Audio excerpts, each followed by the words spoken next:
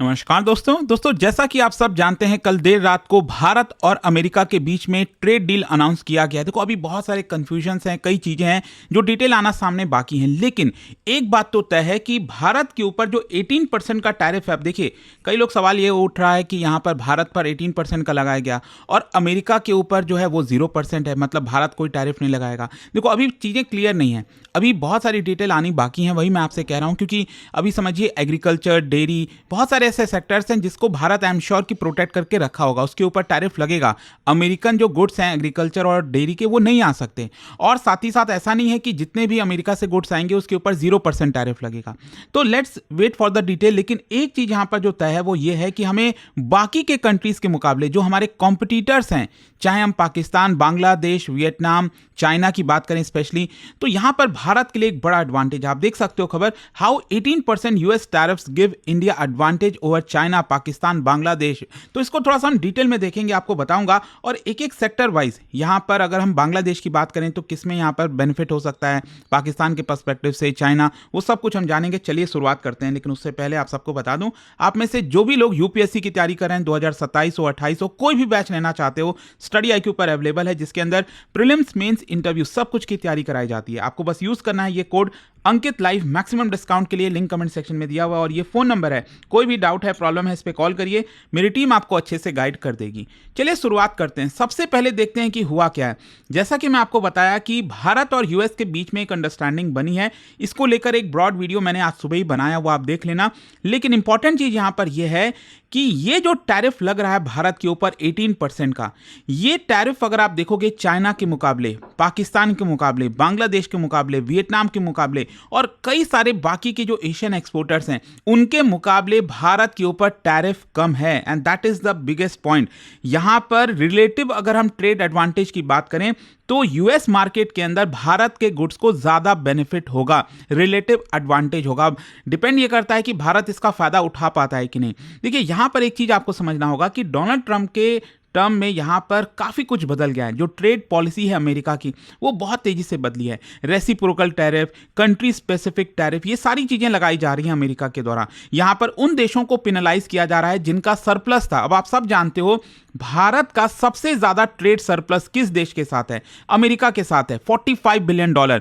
ये Donald Trump को पसंद नहीं आया। यहां पर डोनाल्ड ट्रंप अपना जो डोमेस्टिक मार्केट है उसको प्रोटेक्ट करके रखना चाहते हैं। तो ये जो पॉलिसी थी कहीं ना कहीं ट्रंप की, इसमें भारत पूरी तरह से आ रहा था, और इसीलिए अगर आप देखोगे तो यहां पर ट्रंप ने भारत जैसे देश के ऊपर इतना ज्यादा टैरिफ लगाया। फिर इसके अलावा आप देख सकते हो भारत जो एक्सपोर्ट करता है अमेरिका में वो काफी ज्यादा करता है इंपोर्ट के मुकाबले, एंड यूएस जो है वो यहां पर लगातार कंप्लेन कर रहा था कि भारत अमेरिकन गुड्स के ऊपर ज्यादा टैरिफ लगाता है, जो मार्केट एक्सेस मिलना चाहिए अमेरिकन गुड्स को वो नहीं मिल पाता है, एंड दैट इज वाई ये कहीं ना कहीं एक प्रेशर टैक्टिक्स की तरह अपनाया गया। बट एक चीज यहां पर यह भी है कि काफी सारे एक्सपर्ट्स का यह मानना है कि डोनाल्ड ट्रंप ये जो चले हैं ना, जो चाल चले हैं 2025 में, एक्चुअल में अगर आप देखोगे तो अल्टीमेटली इससे भारत को फायदा हो रहा है। इनिशियली लग रहा था कि क्या भारत आइसोलेट होगा, प्रॉब्लम हो जाएगी भारत को, होगा क्या, मतलब चीजें समझ नहीं आ रही थी।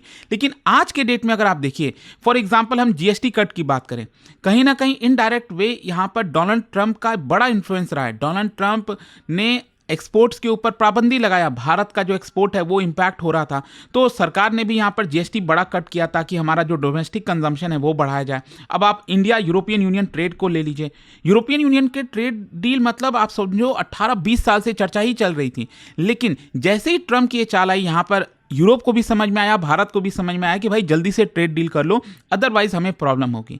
तो ये जितनी भी इर्द गिर्द ये चीजें हो रही हैं अल्टीमेटली इसकी वजह से हुआ, और अब फाइनली यूएस के साथ भी ट्रेड डील हो गया। तो मतलब दोनों हाथों में जो लड्डू है वैसा आपको देखने को मिलेगा। लेकिन वही मैं कहूंगा, सिर्फ लड्डू होने से नहीं होता है, यहां पर एक्चुअल में क्या आप उसको खा पाते हो कि नहीं, क्या आप उसका बेनिफिट उठा पाते हो कि नहीं, ये मायने रखता है। अच्छा, 18% टैरिफ का मतलब क्या है? देखो ऐसा नहीं है कि भारत के सभी गुड्स के ऊपर फ्लैट 18% लग जाएगा।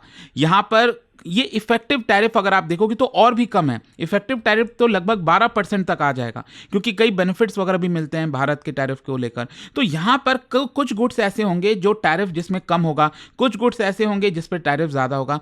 तो एक प्रकार से उसी को यहां पर 18% बोला जा रहा है। लेकिन सबसे इंपॉर्टेंट यह है कि अगर हम अपने कॉम्पिटिटर्स की बात करें, एशियन कंट्रीज की बात करें, बाकी देशों के मुकाबले बात करें, तो भारत के ऊपर टैरिफ जो लगा 18% का, अगर आप इसको कंपेयर करो, ब्राजील 50%, म्यांमार के ऊपर 40% का अमेरिका ने लगाया हुआ है, लाओस 40%, चाइना के ऊपर 37%, south Africa 30%, Vietnam, Bangladesh 20% Pakistan के ऊपर 19%, मलेशिया, कंबोडिया, थाईलैंड, इन सबके 19%। तो आई होप ये चीज आप समझ रहे होगे कि भले ही 1% या 2% का ही एडवांटेज है, लेकिन भारत को अच्छा खासा एडवांटेज आपको देखने को मिलेगा। और स्पेशली चाइना के पर्सपेक्टिव से तो हमारे पास और भी ज्यादा एडवांटेज है, जो मैं आपसे बताऊंगा आगे। ओवरऑल अगर हम बात करें तो भारत के जो गुड्स अगर जाएंगे अमेरिकन मार्केट में, तो इसमें भारत के गुड्स को प्रेफरेंस मिलेगी, क्योंकि हमारे ऊपर टैरिफ कम है। और यहां पर आप देख सकते हो कौन से सेक्टर्स के ऊपर इंपैक्ट होगा। टेक्सटाइल एंड अपैरल, ये सबसे ज्यादा इंपैक्ट होने वाला है इसके ऊपर। इंजीनियरिंग गुड्स हो गया, ऑटो कंपोनेंट्स हो गए, केमिकल फार्मा हो गया, लेदर एंड जेम्स, इसके ऊपर भी काफी ज्यादा इंपैक्ट आएगा। अगर मैं आपको बात करूं कि इससे एक और बेनिफिट यह है कि अब ज्यादातर देश जो है वो China+1 की स्ट्रैटेजी अपना रहे हैं कि चाइना और उसके अलावा और कहां पर अपना सप्लाई चेन स्टैब्लिश किया जाए। तो कहीं ना कहीं भारत अब एक बड़ा डेस्टिनेशन बन जाएगा। और आप देख ही रहे हो जिस तरह का माहौल बन रहा है, स्टॉक मार्केट कितना बड़ा उछाल लगाया, तो यही चीज है यहां पर। अच्छा, अब मैं अगर स्पेसिफिक कंट्री की बात करूं, सबसे पहले चाइना के ऊपर 36% से ज्यादा का टैरिफ है, जो कि भारत के मुकाबले ऑलमोस्ट डबल है। तो यहां पर एक्सपोर्ट, ऐसा नहीं है कि चाइना का एक्सपोर्ट खत्म हो जाएगा, क्योंकि चाइना के पास बहुत ज़्यादा एडवांटेज है, स्केल है, इंफ्रास्ट्रक्चर है, इंटीग्रेटेड सप्लाई चेन है। लेकिन हाँ, ये जो अब टैरिफ की बात आई है, भारत के ऊपर कम टैरिफ है, इससे चाइना का जो एक्सपोर्ट है वो काफ़ी इंपैक्ट होगा भारत के टैरिफ की वजह से। और यहाँ पर कौन से सेक्टर्स पर इंपैक्ट आएगा? Consumer electronics, apparel, footwear, low and manufacturing, machinery, ये सब के ऊपर। जहां तक बांग्लादेश है, लेट मी टेल यू, ये जो भारत के साथ डील हुई है ना, सबसे ज्यादा अगर किसी देश के ऊपर इंपैक्ट आएगा वो है बांग्लादेश। ये बहुत नेगेटिव होने वाला है बांग्लादेश। और देखो, बांग्लादेश की तो ऐसा लग रहा है दोनों तरफ से पिटाई हो रही है। अभी रिसेंटली आपको याद होगा, भारत और यूरोपियन यूनियन का जो ट्रेड डील हुआ, उसमें टेक्सटाइल इंडस्ट्री की काफी चर्चा हो रही थी कि कैसे बांग्लादेश के जो गारमेंट्स हैं उसके ऊपर 0% टैरिफ लगता था यूरोप के अंदर, और भारत के ऊपर 12% लगता था। लेकिन ये डील की वजह से अब भारत पर भी 0% का टैरिफ लगेगा। इसके ऊपर मैंने अलग से डेडिकेटेड वीडियो बना रखा है। और इसीलिए बांग्लादेश पैनिक में है कि उसका जो गारमेंट सेक्टर है, जो टेक्सटाइल सेक्टर है, वो कोलैप्स हो सकता है इस पर्टिकुलर डील की वजह से। और दूसरा, अब यहां पर भारत के साथ भी डील हो गया, भारत और अमेरिका के बीच में डील हो गया, तो इससे तो और बड़ा कॉन्सिक्वेंस आएगा। अब जो यूएस के बायर्स हैं, जो बांग्लादेश से खरीदा करते थे, वो वहां से ना खरीद के भारत की तरफ आएंगे, जो एम्प्लॉयमेंट प्रेशर है वो ज्यादा पड़ेगा। मतलब बांग्लादेश के लिए सबसे ज्यादा नेगेटिव माहौल चल रहा है इस समय। और ना, जहां तक सवाल है पाकिस्तान का, सेम यही चीज पाकिस्तान के साथ है, क्योंकि पाकिस्तान का अगर आप देखोगे, textile, cotton, yarn, leather goods, ये सब वो एक्सपोर्ट कर रहा था। और पाकिस्तान ने तो स्टार्टिंग में ही ट्रेड डील कर लिया था और उसके ऊपर 19% का टैरिफ लगा हुआ है। लेकिन अब क्योंकि भारत के ऊपर 18% का लगा हुआ है, और क्योंकि पाकिस्तान में आप देखो तो उनकी अलग ही दिक्कत चल रही है, political instability, energy shortages, IMF conditionalities जो लगाई गई हैं, तो इससे पाकिस्तान को बहुत बड़ा डिसएडवांटेज है। और अगेन यहां पर भारत को फायदा होगा।